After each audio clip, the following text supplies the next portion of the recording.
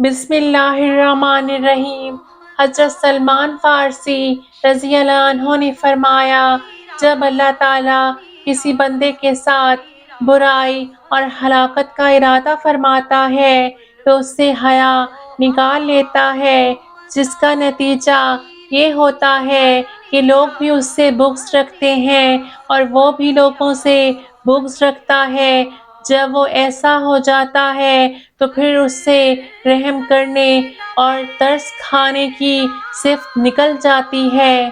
جس کا نتیجہ یہ ہوتا ہے کہ وہ بد اخلاق، اکڑ طبیعت اور سخت دل ہو جاتا ہے۔ اس کی زبان میں نرمی کی بجائے ترشی آ جاتی ہے اور وہ بات بات پہ لوگوں سے لڑتا جھگڑتا ہے اور بدفعل زبان سے نکالتا ہے، جس وجہ سے لوگوں کے دلوں میں گھر کرنے کے بجائے لوگوں کے دلوں سے بے گھر ہو جاتا ہے۔ جب وہ ایسا ہو جاتا ہے تو اس سے امانت داری کی صفت چھین لی جاتی ہے،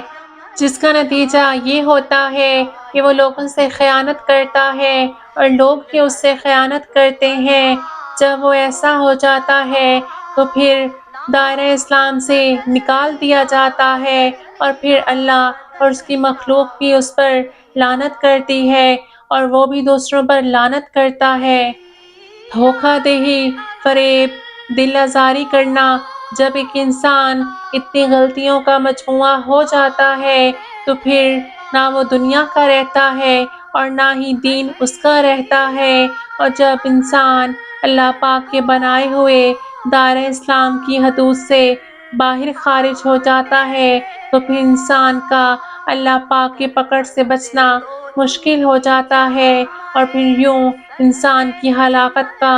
عمل جاری ہوتا ہے۔ اللہ پاک ہم تمام مسلمانوں کی دین و دنیا بہتر بنائے اور آخرت میں کامیابی عطا کرے، آمین۔